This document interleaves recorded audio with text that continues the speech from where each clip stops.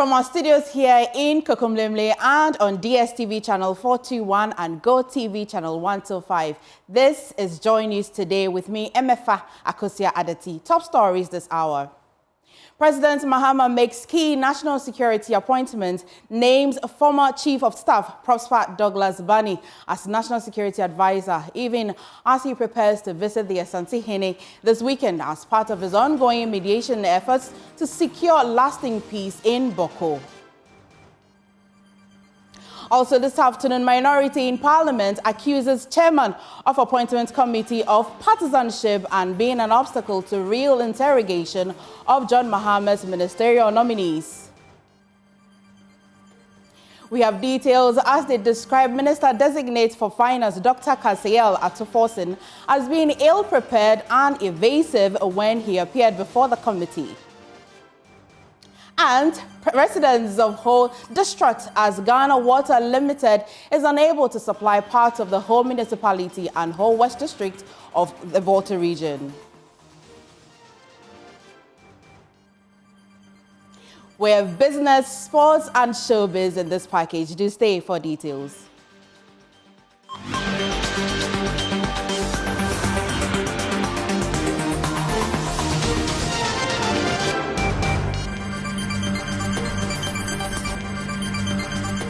Many thanks for choosing us. We are your home of independent, fearless, and credible journalism. First in our story, President John Mahama is set to visit the Asantehene Otumfuo Tutu II this weekend as part of his ongoing mediation efforts to secure lasting peace in Bawku. During a visit to the king and overlord of the Mamprugu Kingdom, Na Buhagu Mahami Abdullahi Shariga II, President Mahama stated his government's commitment to prioritize peace. He urged the feuding factions to lay down their arms and promised to take every necessary measure to restore harmony. Maxwell Agbagba reports.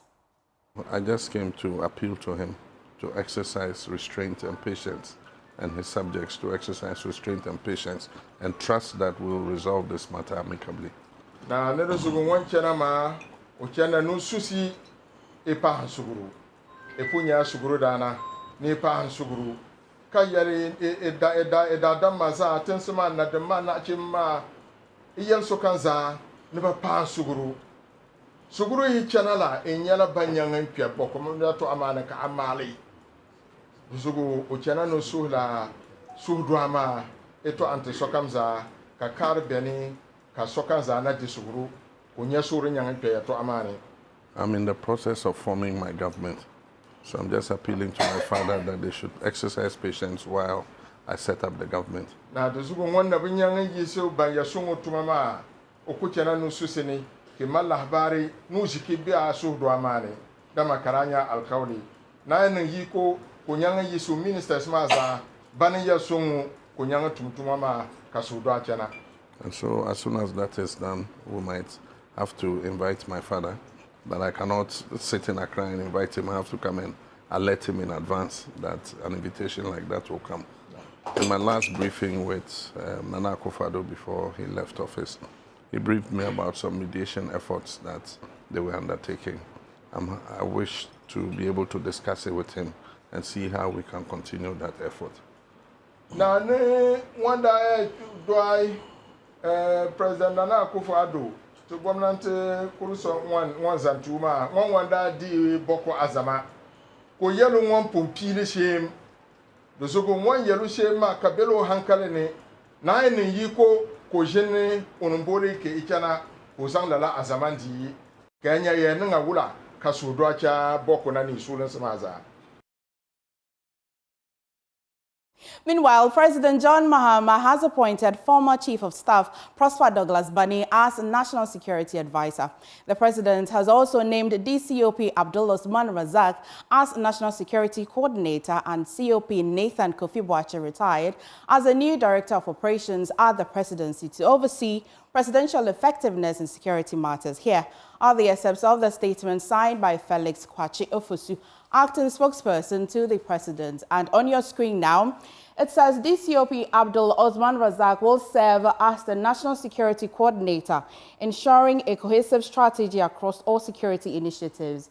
Goes on to also say that COP Nathan Kofi Boakye, retired, has been appointed Director of Operations at the Presidency to oversee operational effectiveness in security matters. Charles Kipo has been named Director General of the National Intelligence Bureau as well.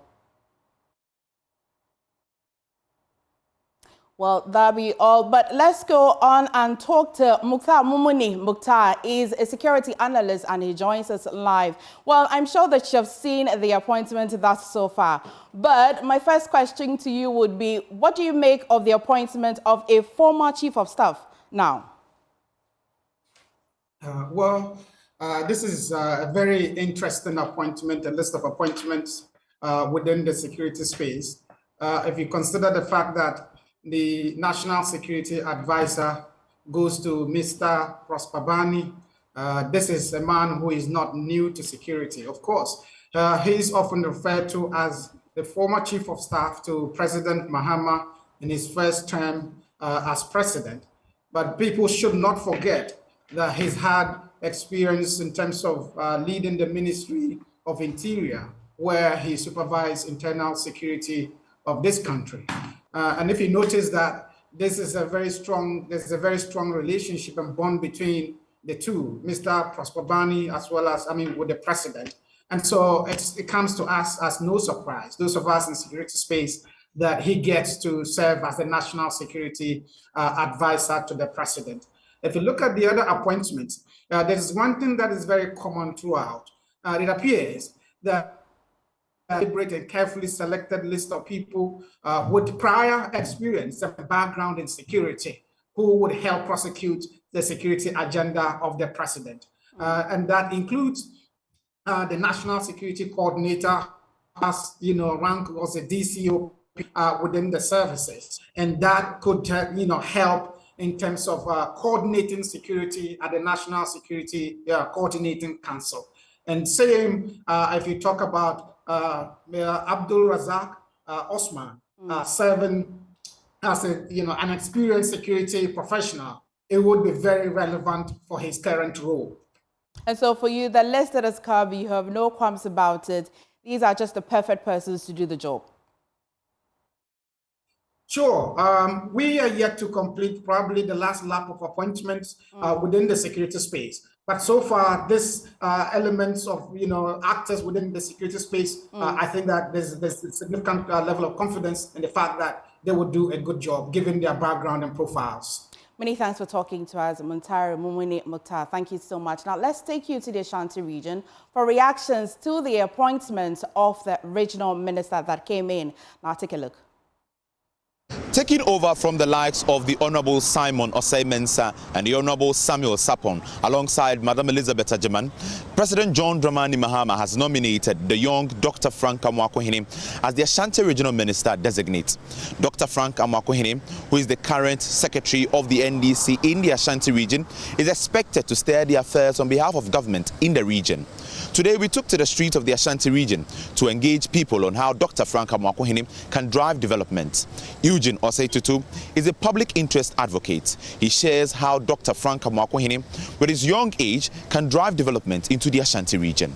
I think that he has the necessary experience being a parliamentary candidate for Mampong constituency, being the regional secretary of the party in the region, clearly demonstrates that he has some gravitas and some grassroots mobilization and appeal. When you follow his social media, you can see he enjoys a good camaraderie with the rank and file of the party. He's now the regional minister, meaning the activities go beyond the party organization and secretariatship or the job that requires administrative job at the office.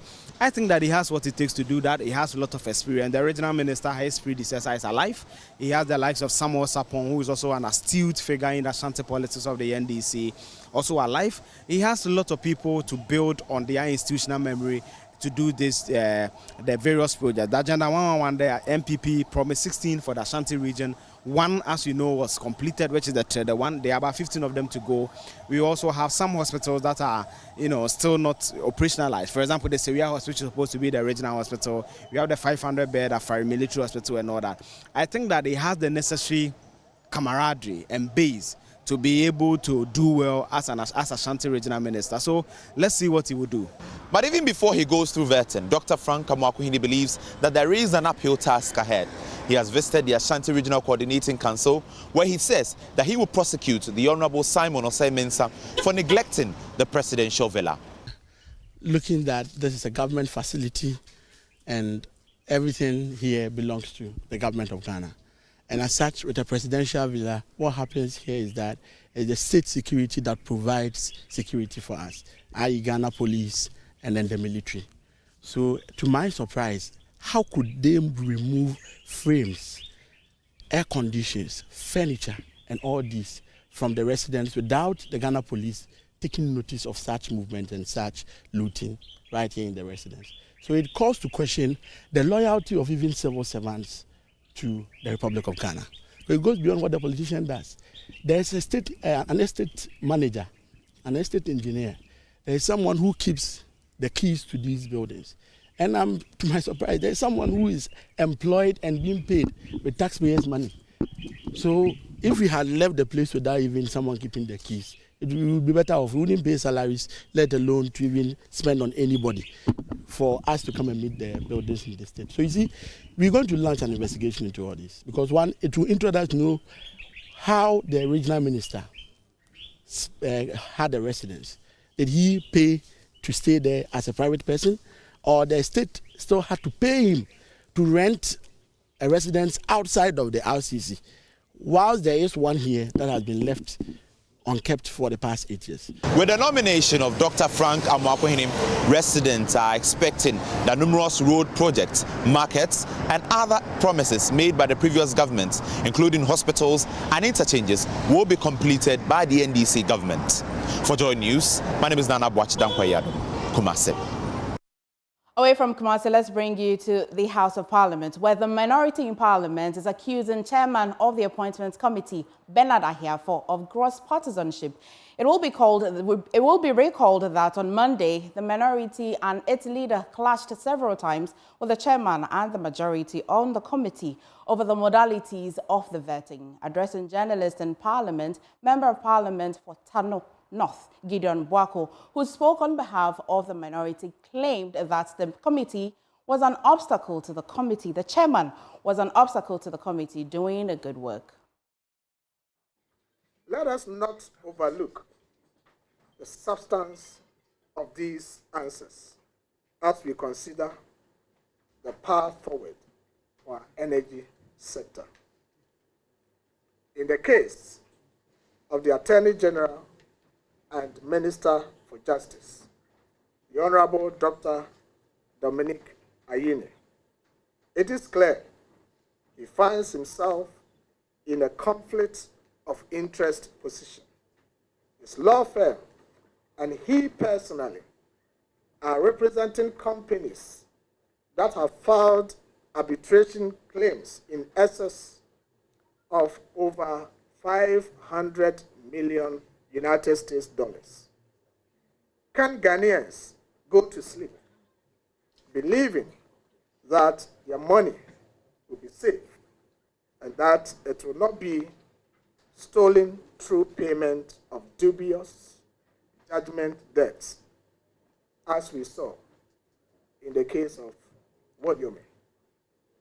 Ladies and gentlemen of the media, watch the space for GP, GC, and Cassius mining arbitration claims against the government of Ghana.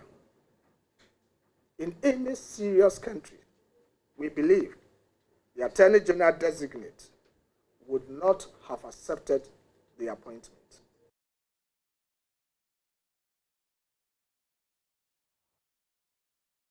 Well, many sports and betting fans say they are waiting for government to abolish the 10% betting tax. But will the abolishment of the tax restore betting and sports enthusiasm or raise deeper questions about the country's revenue mobilization? Clinton Yeboah sought public reactions to this.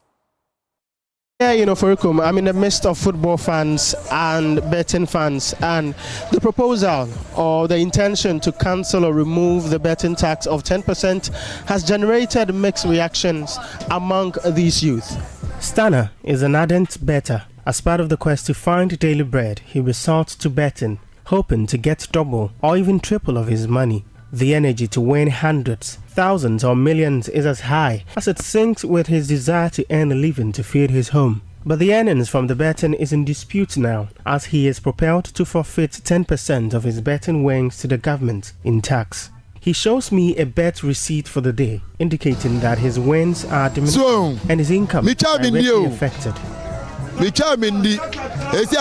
tax on betting should be scrapped now that he has assumed office. That is what we use to generate some income.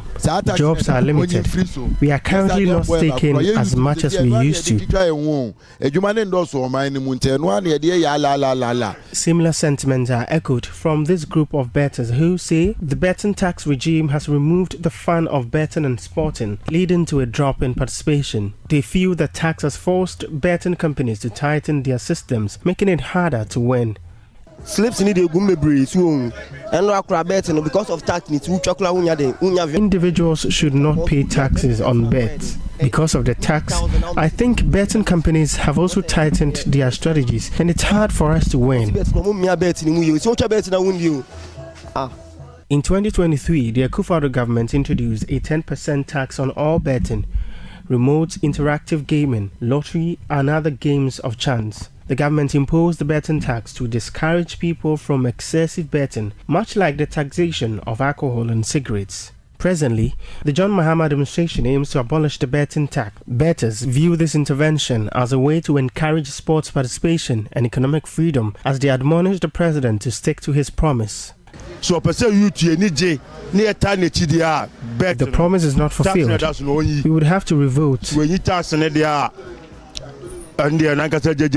However, not everyone agrees. Sports pundit and analyst Stephen Zando believes the tax should be maintained, but reduced in rate from 10% to 1%.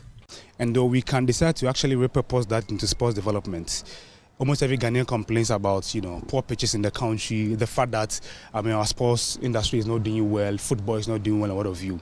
At the end of the day, it boils down to investments, and we cannot really achieve anything significant, without investment. Government must step in to invest in sports. You pay 1%, and the 1% goes into the sports fund, which will be earmarked for sport development. Public interest analyst Eugene Osei-Tutu, he believes scrapping the tax will nonetheless reinstate the business landscape and excitement of sport and betting. I particularly do not think that the 10% tax deterred people from betting. It just may be someone who was trying to try his luck or something, but people who genuinely bet, because people who bet 100,000, 200,000, these are people who look at that activity as a form of a business of a sort. I think that did not deter them. But with the government taking away the betting tax as promised by the finance minister, I think that it will be excitement for most Gen Zs and most youth. We don't have a lot of money as young people, so when taxes are being taken away from such activities, to excite certainly the base of the youth. The finance minister designate, Dr. Kaysel Atofosen, has pledged that government in its first budget for 2025 will remove or scrap the betting tax. And that is what the youth are courting their hopes on for now. For Joy News, my name is Clinton Yabwa. Well, we'll see how that will pan out. But the Colleges of Education Teachers Association of Ghana, CTAG, is still on strike despite calls to end the action. The Ghana Tertiary Education Commission, GTEG, earlier asked CTAG to suspend the strike to further dialogue. We've been joined by Officer Sama, and he's the head or the chair for the NLC, Executive Secretary for the National Labour Commission, on phone. And thank you for joining us and good afternoon. First, we want to find out, has the leadership of CTAG agreed to honor this invitation today? Thank you. Unfortunately, no, the commission is unable to sit today because, knowing of the strike, we invited them today. This strike is as a reward of an award, arbitral award that was given the CTAG last year or so. Now, at a point in time, the government did not honor its part of the deal by paying the arbitral award. So, CTAG threatened strike. Based on that, the National Labour Commission went to court to enforce the award against the government. Unfortunately, while the case was in court, CTAG declared a strike. That is to, pressure the government to, in a way, enforce the award. So you could not be on strike while the case was being pursued in court. The judge advised, just as the commission had directed, that they call off the strike so that we are able to pursue the court action. Unfortunately, when they declined to adhere to the commission's directive and the court advised to call off the strike, we had to discontinue the case. So it was not discontinued. However, it says that the court adjourned the Senegal because they had decided to take an alternative means of enforcing the award. And within the period, we had several meetings with government and there was a promise to them that it would be paid. Unfortunately, it was not. So what we now have to do is that having called off the strike and the award having still not been paid, we are now going back to enforce it. But the proper thing for them to do was to write back to National Labour Commission that their negotiation with the government on the fulfillment or the payment of the award was not done. So we should go and reactivate the court action, which they failed to do. Rather, they accept there's a notice of strike. However, as a commission, we are taking the initiative to serve a hearing notice on government for the case to go on. But one problem for now is that this is a new government in place. We don't have a minister in place. And when the amount involved, I don't think that we need to director can work on it. So we have applied for the hearing notice, a date to be fixed for the case to proceed for the enforcement of the award that the commission gave. However, we anticipate some difficulty within this short space of time because the amount involved is quite big, and I think the government will have to settle down to do that. Well, so despite the we are doing our part by applying to the court to have the case heard and the award enforced. Well, so despite the breaches, though they still went on strike and you're unable to sit today because there's a new government, you're unable to make headway until the government constitutes somebody who head that ministry. Is that so? Yes, that is a probable problem that is likely to arise. Because certainly the government must be represented. And in this case, their employers is the Ministry of Education. I don't think we have an education minister in place. I don't think we have a minister of employment in place to handle this matter. And I don't think that for the amount involved, the chief director will be in a place to, Before I let you go, the challenge really... So yes, but like I said, as a commission, we are applying to the court. Okay. Hearing it for the process to begin. But surely we're likely to encounter a few problems. Okay. Well, but if the ministers are nominated and approved, yes, I think we see an end to it. Is there a likely situation where, though they have been awarded a certain amount, the new minister can possibly not go through or follow through with that? I doubt very much. This is an award from an arbitration, and it is appealable on legal grounds. Okay. And the time for appeal and all the things have expired. Okay. So I don't think that there's a way out. They only have to comply. Thank you. Thank you for talking to us. We've been talking to Ofuswa Samoa, Executive Secretary of the NLC. Now, in the Volta region, residents of Ho are asking the Ghana Water Limited immediately to fix a faulty pump in the area. The Ghana Water Limited has for some time now been unable to supply parts of the Ho municipality and the Ho West District of the Volta region, forcing residents to rely on private entities for water. JoyNews Fred Kwame Asari took a tour of the affected areas and has filed the following report. Vivian Afolepe sets out in search of water in the Kokumpe suburb of Ho, where the Ghana Water Limited supplies water once a week. She depends on water from a nearby well for domestic use. Her situation became dire when the Ghana Water Limited experienced a faulty pump at Kpeve in the first week of January, hence being unable to supply water to parts of the Ho West District and the Ho municipality of the Volta region. Ta etinyala adena funami alegbegbe echiongo kunenemi kashaga ta menye nyanga tovu dovia ega hamelio taroko tunevide tamate ito ha ta mama va ku koncha kro ba chivo la mata maga kio Mama kukule na ka ma ku gagbave. Ye gbo ku mo bana. Enyi mo kwero gbo ku kanima, imanyale kama. Most residents were therefore compelled to depend on borehole owners to get the essential commodity for use at home and other places. To salvage the situation, the Christ Resurrection Power Chapel International decided to provide water to members for free and non-members at a token to keep the pumps on and maintain the facility. Church members, when they come, is free. But if you're not a church member, you pay a token for electricity. But if you're a church member, when you come, it's free. So she even told me she saw plenty gallons from church members, and I said they should take it free. Yes, because you are working to make their lives better. Due to the high water demand, some people took advantage of the situation and quickly started water delivery services. Amova chichi no waza ako idome alechi adanu chinonomela mosi otala ena me mi va ko tank de boame ko le chipuna mo le supply na mo ta mi kuchi ala fia 20 series la mi abajira na mo 80 series. Though it appears a bumper season for those engaged in sales of water, they lamented the pressure on their machines. Maraku fifula la onyebo tuchita e wo be pressure viareva awugba afia ba fia amova gbosum ta nene business ma yeah because I'm call pure water way but with this like I can use it for pure water so normally na me be aje me koko inane but ne water was $100 me kula kona me go treat the kona pure water. Food vendors have also been hit hard by the inability of the utility service provider to supply water to clients. Eti kwenya tibe ya defuna miela be mi ape doki he wa milera mizana chipa ga ka eti ho tuna mile nkeke komara ena be mile fukpele te kwete ho is chichire afi ava kpochi ava danu evo to call mile nu dana ta ava we si bebela mile fukpe blibo ta mi de kuku na to call no jagba no trasilo no wana na cho nya kweti nya onani.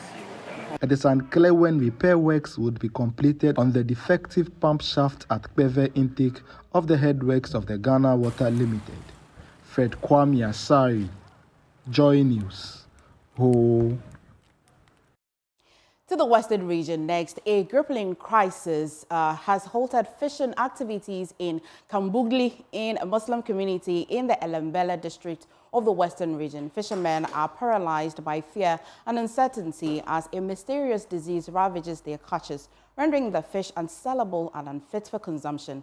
Amidst this dire situation, the desperate fishermen are asking relevant authorities to investigate the source of the disease and find swift and lasting solutions to restore their imperiled livelihoods.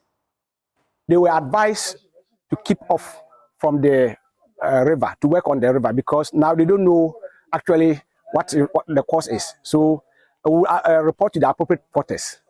When they investigate and see what is happening, then they can advise accordingly.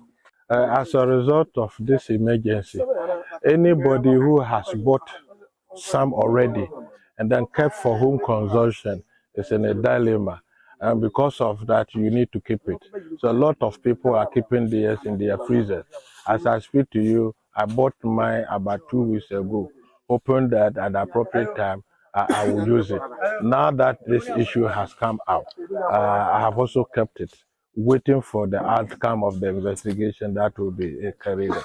The bumping from an guy, I'm sure the before I found my own. So, Banks and Oma, I want you to be about committing. Don't know yet, no, I'm checking. 26 years, I went in. Yes, can't talk, Bibia, and showing me, Mamma. The amount of Shaka. Oh, Mamma, and my young person, Bessamuma, said the Amubayana, Yansaquayano.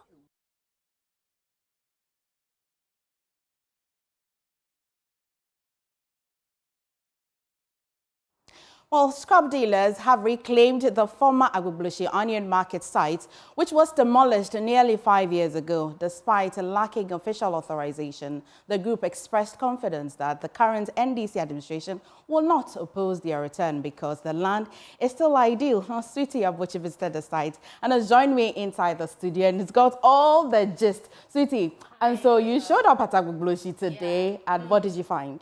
You know, we did a report, not up to a year ago about how that onion market is still a scrapyard, because even though Henry Korte, the former Greater Accra Regional Minister, led a demolition exercise, they relocated only the onion sellers to Ajin Kotoku, but the scrap dealers found a place somewhere still in Agbogloshi. Now, they're saying that they have returned because it was the NPP administration that sacked them from that place, and the land has not been put to any good use. And so they've decided that they're coming back. Now, if you take a drive along that stretch, you see that they put up stalls, various structures.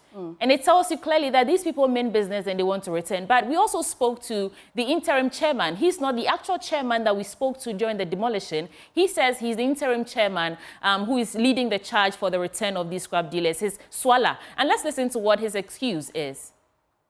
Happening. Grateful. You are welcome. We are here because we were here before.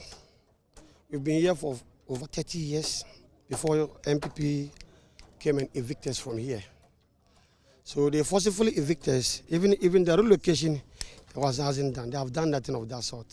They only relocate onion sellers, but they didn't relocate scrap dealers. And we suffered a lot in their hand. So a change of government has come, whom we've worked with for several years when we were here. So I think it is good for us to come and replan how to sit, so that when the government is very certain, then they come for us to start our whole agreement.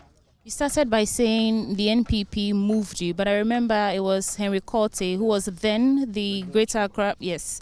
And so they said that they had plans to redevelop this place, Agenda 111 Hospital. In fact, we did a comprehensive report on this place, and at the time we came, the wall, the one that brings you into the Fadama Clinic, was still up. And so those were some of the complaints. What assurances did you get, for which reason you want to return back here? But you can see the vast of the land. The land is there. They did nothing on the land. They removed it forcibly, but did nothing on the land. It is turned to rubbish dump. Nothing else. Here it was very bushy. I'll give you videos. Initially, we couldn't even come here to stand, as we are standing here. So we are here because we were here. And the government of the day, I think, will support our businesses, because they were supporting us then. You say you think will support, which means they haven't given you a go-ahead to come back. No, not to come back. For them, coming back, it is not their priority. We have to come back. Well, we were here. Let me tell you, we were evicted here because of support base, political abuse. Tell me, if it's not political abuse, what have they done here? Which of the agenda, 77 or 99 or 11, what have they done here? Nothing else. Then to turn here to rubbish dump. So I think we are here because NDC government is a government that supports small-scale businesses like ours.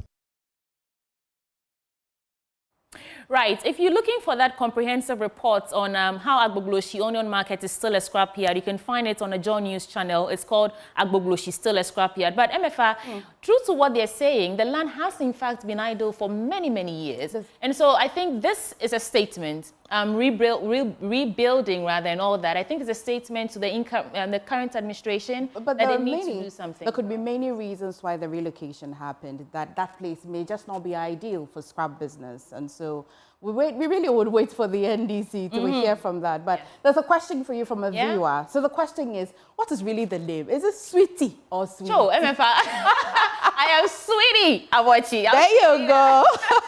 We go for a quick break. Business is up next.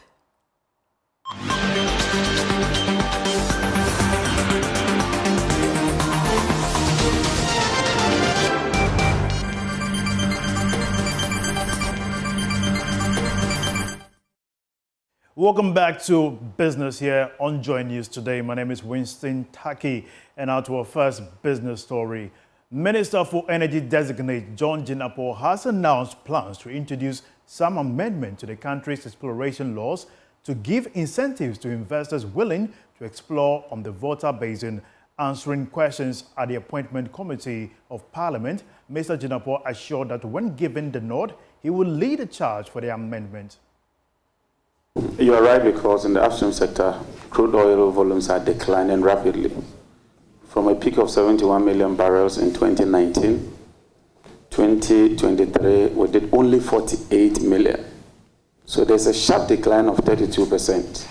And if nothing is done, the upstream sector will collapse. In the Volta Basin, I'm told it's short or shoot.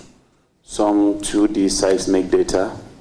I'm also told that they've done some parcels of allocation, which ought to come to Parliament. I intend that we'll review that immediately, within days or weeks. If I get your nod and I'm sworn in. If we review them and we'll find those agreements satisfactory, we'll immediately come to Parliament. But I hold the view that we should relook at 919. All our neighbors, their current and participating interest is 10%. And as we move through the energy transition, you must quickly tap your stranded assets. So we will do a stakeholder engagement and get a buy-in of Ghanaians and incentivize the upstream players to invest, because it's very expensive. And that is something that we intend to pursue aggressively, even as we go through the energy transition. Moving on, demand for treasury bills soared on the money market, hitting by 55% where oversubscription has happened. However, interest rates continue to surge, increasing the government's cost of repaying these bills. There is more in this report.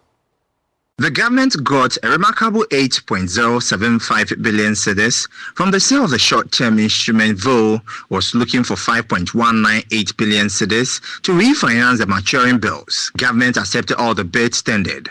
A whopping 5.513 billion cedis came from the 91-day bills, representing 68.27% of the total bids. About 1.416 billion cedis were also tendered for the 182-day bill.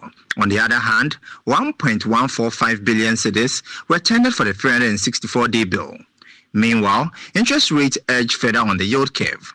The yield on the 91-day bill rose by 14 basis points to 28.33%. VAT of the 182-day bill also reached 28.96% from 28.91% the prior week. Similarly, the interest rate on the 364-day bill went up by 2 basis points to 30.17%. That's all for business. We have more update for you at 1 p.m. on the marketplace. Stay tuned after this break.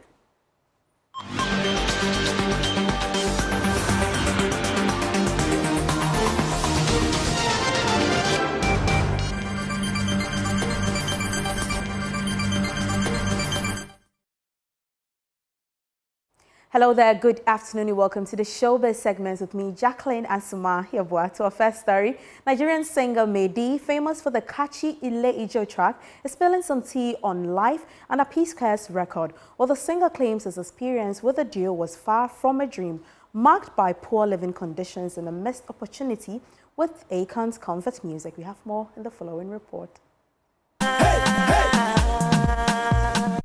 It's Mr. Midday.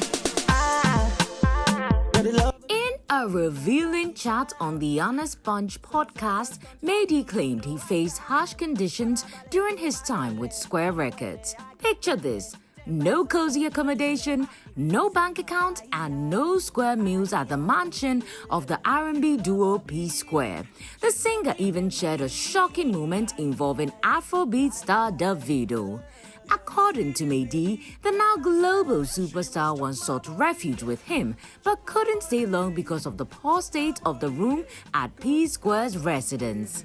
The other section of their house was empty, right? You can give me a room there instead of me staying in boys' quarters. You know, just make me feel like I'm going to primary 2 from primary 1. I left primary 2, primary 3. You feel me? You don't just leave me in the same position. Even with the contract, you were still staying in boys' quarters. Yes.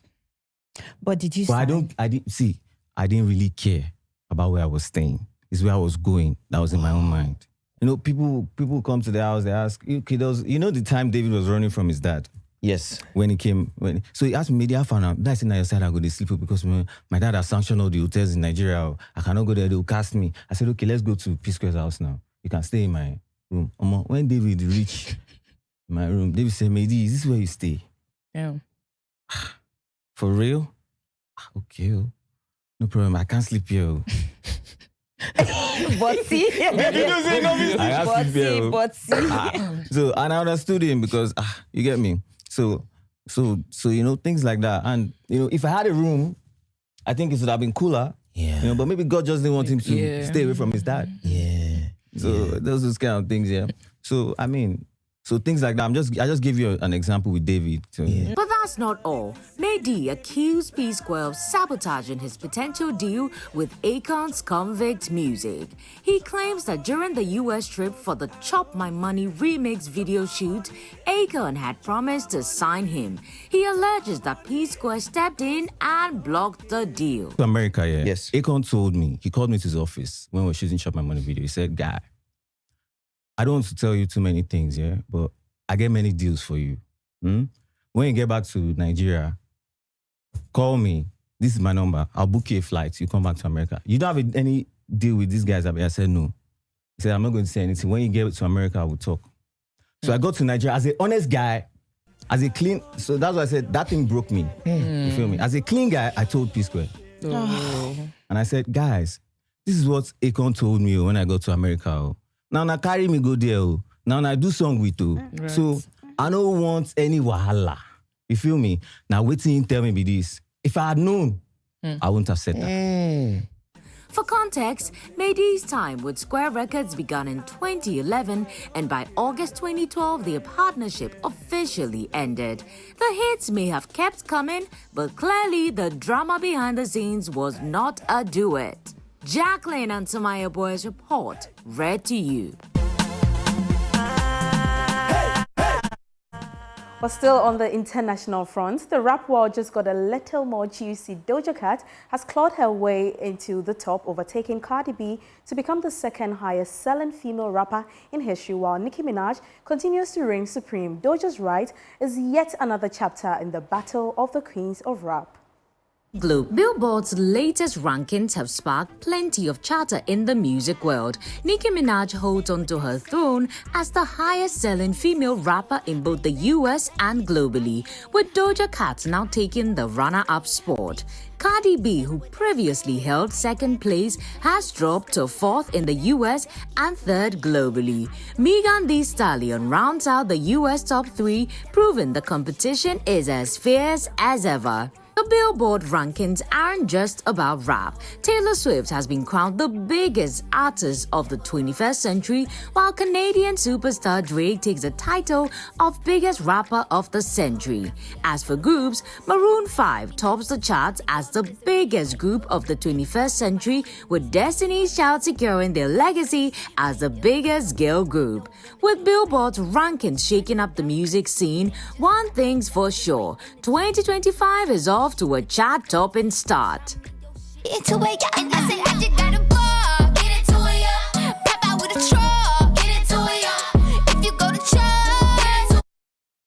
Oh, back home and still on Billboard, when Shatta Wale said on God, he truly meant it. Well, the self-acclaimed dancehall king has proven his star record.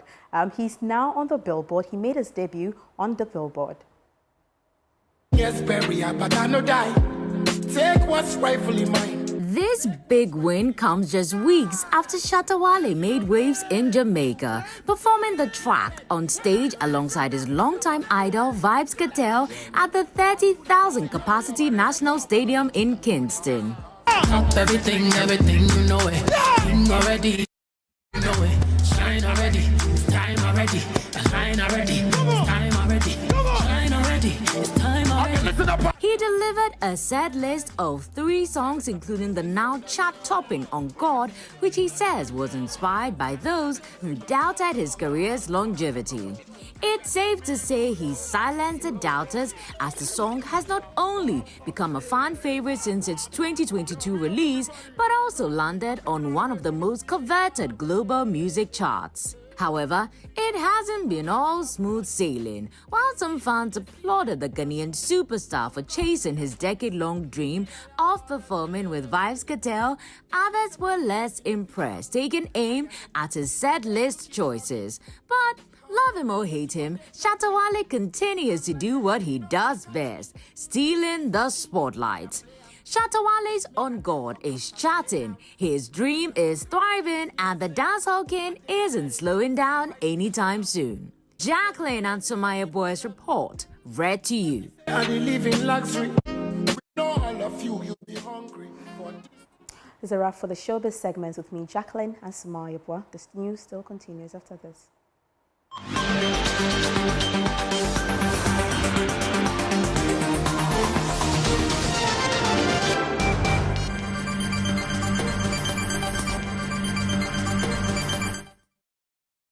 Welcome back to the bulletin, and let's bring you this last story before we call it a wrap. Now, maize yields have increased for farmers in the Aima and South District of the Ashanti region by 38% compared to the national average.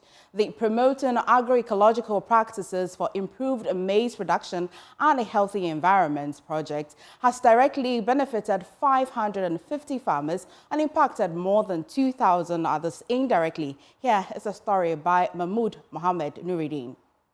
So one of the unique things we're doing is responding to a very important challenge in agroecology. That is changing the mindset of the people.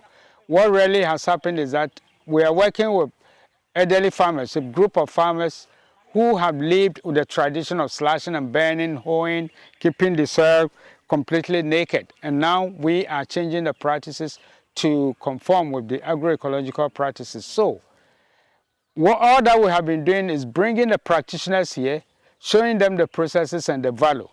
But then we realize that if we don't take care, we'll continue to be confronted with the challenge of still changing the mindset of the elderly, changing the mindset of the elderly producers. So we have also targeted the young ones, right from the basic schools through to the agricultural colleges. We have been bringing them here to show them, especially at the basic level, primary school, junior high school, to give them an exposition. The preference study shows that about 87% of the people who have been exposed to our technologies, our agroecological technologies, have expressed the desire to adopt and to scale it at their farm level. And that percentage is very high. So we are very, very hopeful that with additional support in terms of funding, we'll be able to scale out these agroecological practices to other areas. We are now in the dry season, and as you can see, most crops have now been wintered. But look, when you look at this crop, you can see it looks fresh, like we are in the rainy season. So it's good we all practice this agroecology project because it will help us as farmers and also reduce cost. The good things happening here, you are all part of the game. So we have to uphold our commitment. We have to hold it fast and be able to get it to a lot more people, not just around the vicinity, not just within the partnership group, but especially you in the department. All your colleagues are everywhere, and we expect that you get them to see, to hear. So one of the challenges we have encountered is the fact that many of the farmers we are working with don't have access to land. They are not the original owners of the land. And then by doing agroecological practices, you are improving the soil, and then you intend to use the soil into the future. But if the farmers are not sure that they are going to have access to the land when the land is improved tomorrow, then it becomes very difficult for them to invest in improving the soil today. So one of the things we have encountered is that access to land is a big challenge to many farmers, especially those who are not indigenous in the areas.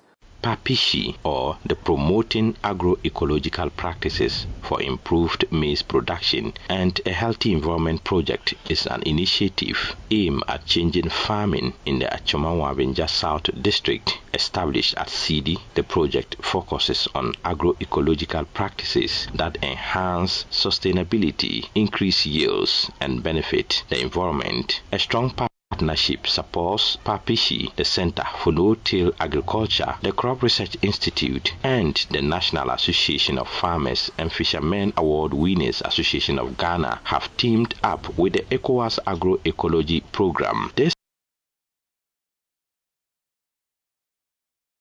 And that'll be all for today. I am MFA Akosia Aditi. Thank you for sticking and staying with us. However, for more news, do log on to myjoyonline.com and do get ready for markets, please.